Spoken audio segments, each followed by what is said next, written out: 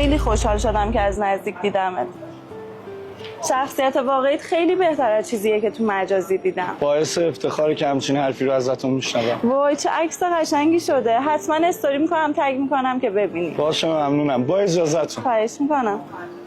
کی بود؟ چی میگفت؟ چیز خاصی نبود فضلت شم، شناخته بودتم. طرفدارت بود؟ آره یه دختر شناختت هوا برات داشته، مثل حواله وایسایی داری باش عکس میگیری. منو باش چه خرم برای تو گل گرفتم آوردم. خوشم میاد تو خودت نمیبینی که بخوای با هم بلند صحبت کنی. بس کن بگیر بشین. خیلی خودتو گم کردی. 4 سال پیش قبل معروفیتت کجا بودی ها؟ خب که چی؟ از تو بدبختی درت آوردم به جایگاه الان رسوندمت. اصلا تو رو چه به معروفیت؟ یادت رفته همش دارایی من و تو هم هیچ خری نیستی؟ ببند دهن تو. خر خودتی و اون آدمی که نتونسته بهت بفهمونه بچه مردم رو خر فرض نکنی. چرا لالمونی گرفتی؟ برای یه زن 20 سال طول میکشه که تا بچه‌شو یه مرد بسازه. برای یه زن دیگه هم 20 دقیقه طول میکشه که به راحتی اون بچه رو خر کنه.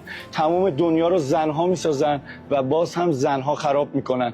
من بهت این اجازه رو نمیدم اون بچه‌ای که ننم با خون دل بزرگ کرده رو تو خر خطاب کنی. اینجا چه خبره؟ واسه تو روی خواهرم؟ چه طرز حرف زدنه؟ خواهر گل شما چند بار تو خیابون آبروریزی کرده.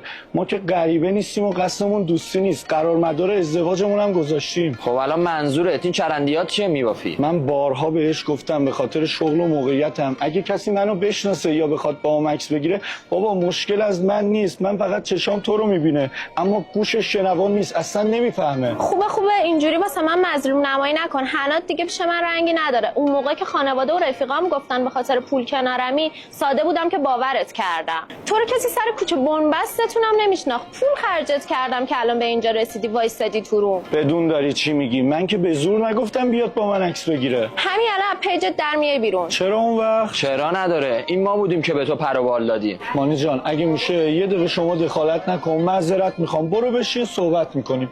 بیا اینور. چلو برادرت صدا تو بیار پایین. چرا یه جوری رفتار میکنی که به خودش اجازه بده دخالت کنه؟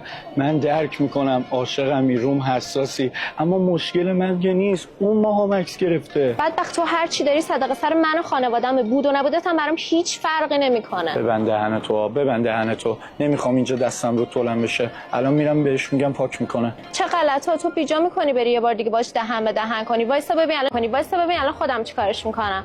به چه حقی باش عکس گرفتی؟ جانم با منی؟ از چیش خوشت اومده باش گرم گرفتی وایسادی عکس گرفتی؟ از تیپ و ظاهرش؟ از پول و موقعیتش؟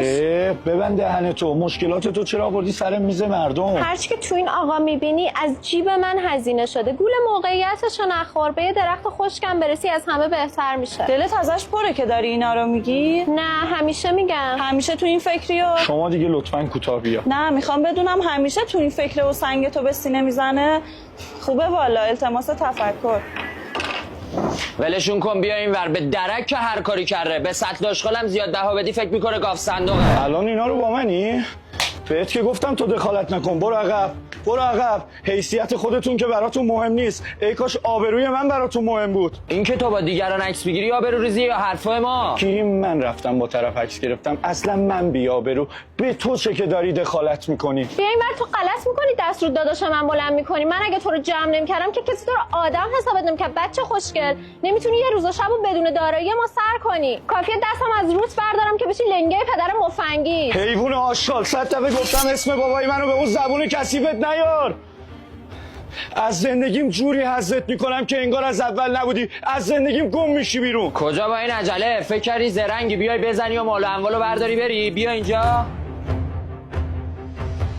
اینطوری بری زیادیت میشه رودل میکنی. وایسا ببینم کلید خونه رو بده بیاد. حیف احساسی که به تو داشتم. جون همون بابا تو دیگه حرف از احساس نزن. کلید ماشین رو رد کن بیاد. بیا بابا بگیر. خاک بر سر بی‌لیاقتت کنم. خاک بر سر تو کنم. جا داشت اینجا لباساتو در بیارم بعد رایت کنم. تو یکی دیگه خفه آخه بچه فکور. جا این حرفا باید تو زندگیت بگی حسبی بابا. آره بدو دنبالش موس کن برش تا تو زندگی تو هم گند بزنه. یه لحظه وایسا. آقا علیرضا ول کنید لطفا، الان وقت حرف زدن نیست. اتفاقا اینو الان باید بهت بگم. من به عنوان کسی که بارها به آدما فرصت داده میگم آدمی که قدر تو رو ندونه همون بهتر با بقیه بمونه. من بچه پایینم خانم مهسا، بچه پایینم مهسا خانم. شاید یه چیزایی رو نداشته باشم، پایین شهریا از هر چی که کم داشته باشم به جاش چشم و دلشون سیرتره، ولی یه وقتایی دل صاف و ساده شون جای این که ببردشون رو عرش همیشه کوبیدتشون رو فرش. با اجازهتون.